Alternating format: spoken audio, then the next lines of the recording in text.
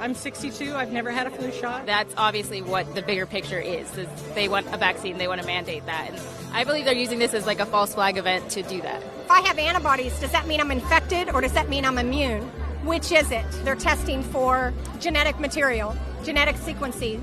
How is that proof positive that I'm a danger to be close to you or someone else? And are we going to let the government tell us who's sick and who's not?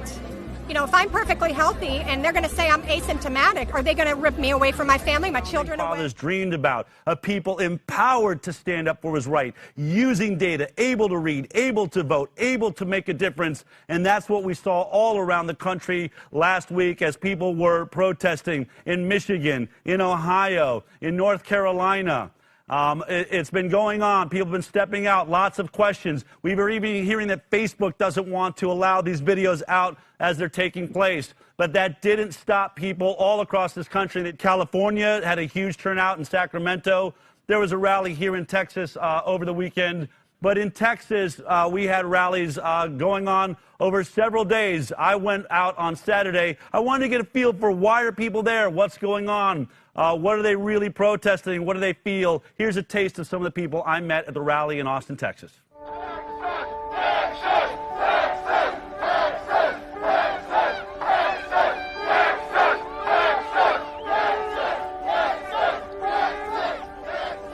What do you do for a living? I'm a chiropractor. I'm a doula. I work with Texas Right to Know. Cindy, what do you do for a living? I am a nursing professor. What brings a nursing professor to a rally at the Capitol when there's a coronavirus running around? Well, I've done a lot of research. I definitely believe that more people have had the coronavirus than we will ever know. Do you think the coronavirus is dangerous? What's your theory on it? No, I'm not worried about the coronavirus. There's trillions of viruses around us. I think it's dangerous if you have a compromised immune system. And I think it's dangerous if you're elderly, but I think any cold or any flu or anything will be dangerous if you already have a comorbidity issue.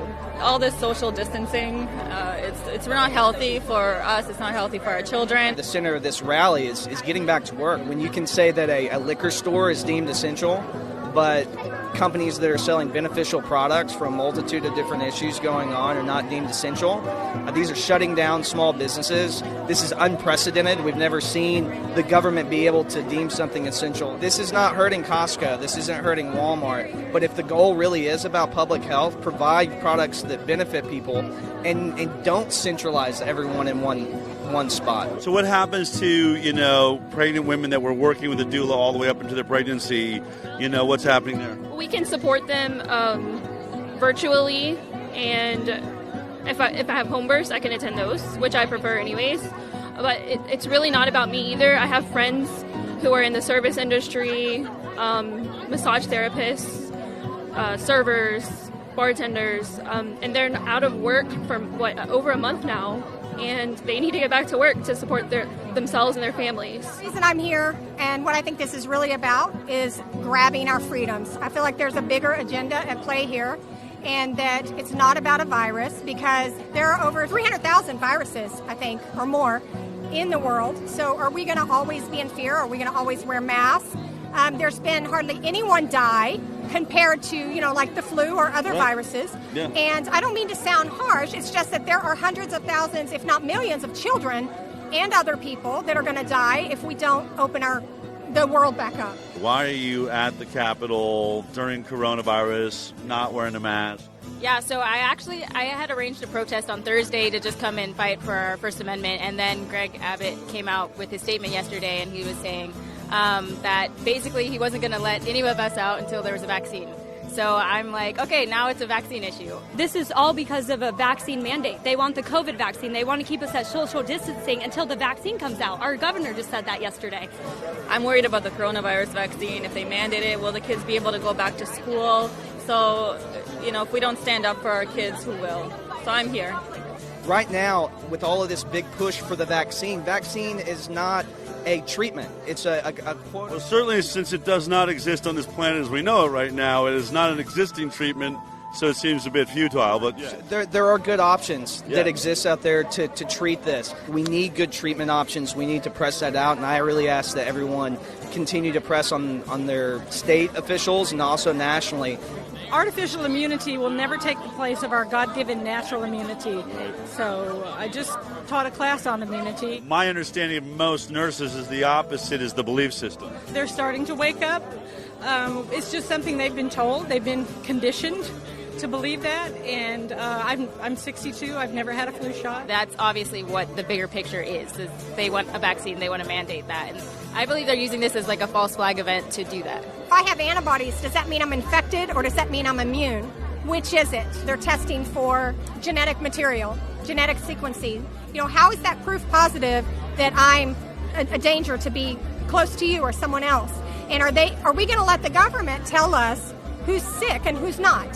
If I'm perfectly healthy and they're going to say I'm asymptomatic, are they going to rip me away from my family, my children away? Or worse, what if your kid is positive and you aren't? I mean, that's the thing I think about. Are they going to take your child out of your house? What do you think is going to come of all this? I think the population's waking up. I think there's a war going on, both on the physical level and on the spiritual level. And people all over, you can see by the size of this rally that was just spontaneously erupted within the last 24 hours, how many people are awake to the scams that are going on and have been going on in our country for decades. I believed what we were being told. I'm like, just listen to the news. Like, they'll tell you the truth. But the older I got, the more I realized they're lying to you. People aren't critically thinking. And you have to think for yourselves and not just read the title of a, mainstream media post. We were warned about this stuff from Eisenhower and Kennedy, and now it's manifesting. Are we going to let the government tell us what we can wear on our bodies? Are we going to let them tell us what time to go home, that we can only go out of our home once a day to jog?